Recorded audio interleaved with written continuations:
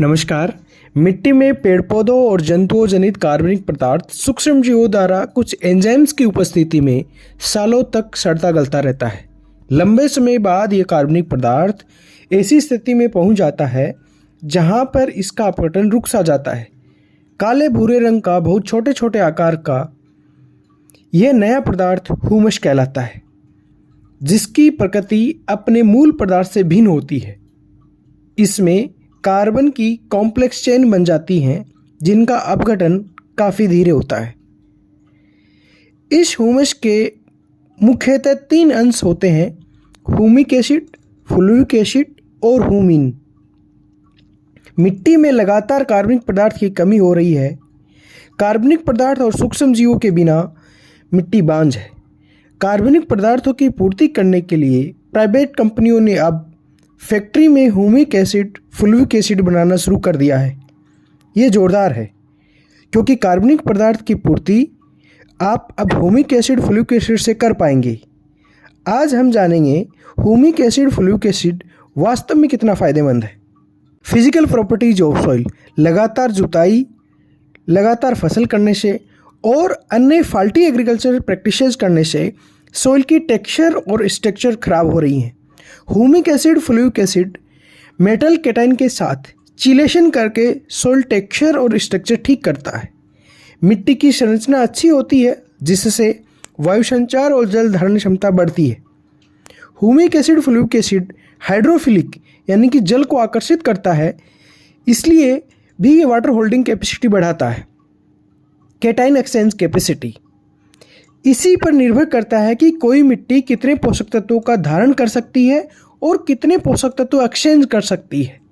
Humic acid, fulvic acid मिट्टी की सीहीसी बढ़ाते हैं क्योंकि इनमें कार्बोक्सिलिक और फिनोलिक ग्रुप्स डिसोसिएट होकर कैटायन के साथ कॉम्प्लेक्स बनाते हैं।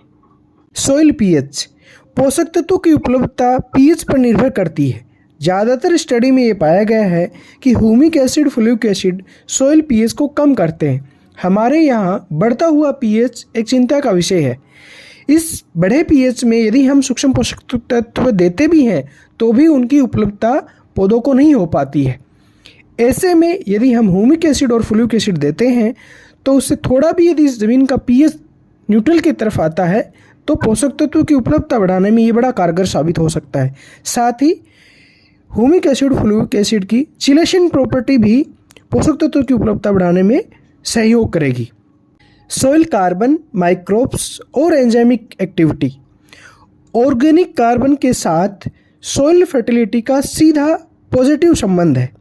ह्यूमिक एसिड, फ्लूइक एसिड मृदा में कार्बन बढ़ाते हैं जिससे लाभदायक सूक्ष्म जीव बढ़ते हैं और सूक्ष्म जीव कई सारे एंजाइम्स और हार्मोन्स जैसे कि ऑक्सिन, साइटोकाइनिन रिलीज करते हैं जो कि नेचुरल तरीके से फसलों की बढ़वार में सहायक होते हैं। यूरिया यूज एफिशिएंसी: आप जो कुल यूरिया देते हैं उसका 30 से 40% ही पौधों को मिल पाता है। Humic acid, fulvic acid urea की यूज एफिशिएंसी बढ़ाता है। कैसे? यूरिया को मिट्टी में डालते ही यूरियज एंजाइम की वजह से इसका हाइड्रोलाइसिस होता है। यूरियज एंजाइम की ज़्यादा एक्टिविटी की वजह से यूरिया यूज एफिशिएंसी कम होती है। यूरियज एंजाइम की ज़्यादा एक्टिविटी की वजह सॉइल में निकल की ज़्यादा मात्रा का होना भी माना जाता है। ह्यूमिक एसिड, फ्लूइक एसिड अपनी चिलेशन प्रॉपर्टी की वजह से निकल को पकड़ कर रखता है जिससे यूरियज की एक्टिविटी कम होती है और यूरिया फसलों को लंबे समय तक मिलता रहता है और ज़्यादा इफिशिएंटली मिलता है। Nutrients availability: humic acid ammonium को स्टेबलाइज करता है जिससे नाइट्रोजन की अवेलेबिलिटी बढ़ती है। चूँकि ह्यूमिक एसिड, फ्लूइक एसिड कार्बनिक पदार्थ का ही अंश है, इसमें स्वयं में भी काफ़ी पोषक तत्व होते हैं। इसकी वजह से ये पौधों को पोषक तत्व उपलब्ध करवाता है और यही वजह है कि कुछ स्टडी में ह्यूमिक एसिड, फ्लूइक एसिड का पत्तियों पे स्प्रे भी रिकमेंड किया जाता है। ह्यूमिक एसिड फॉस्फेटेज एंजाइम की एक्टिविटी बढ़ाता है जिससे फास्फोरस की सॉल्युबिलिटी बढ़ती है। ह्यूमिक एसिड, फ्लूइक एसिड की चिलेशन प्रॉपर्टी की वजह से सूक्ष्म पोषक तत्वों की उपलब्धता बढ़ती है।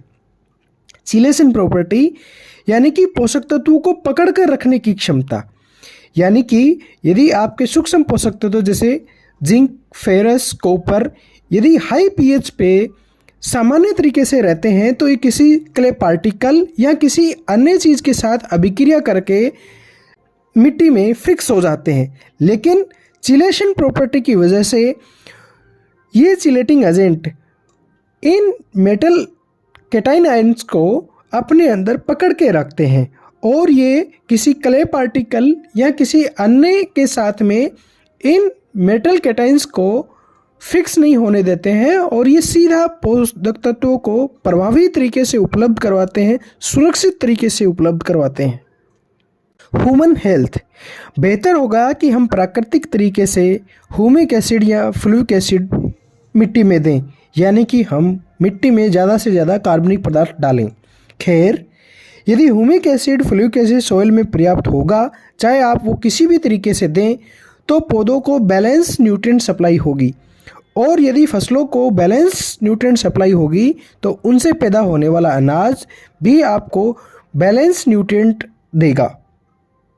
जैसा कि मैंने बताया, humic acid fulvic acid humus का ही अंश है और ह्यूमस कार्बनिक पदार्थ का अंश है, यानी कि आप ह्यूमिक एसिड फ्लूइक एसिड देते हो तो मिट्टी में ऑर्गेनिक कार्बन या कार्बन बढ़ता है जो सॉइल की बायोडाइवर्सिटी को बढ़ाता है और ये हैवी मेटल्स के दुष्प्रभाव को अपनी चिलेशन प्रॉपर्टी की वजह से कम करता है।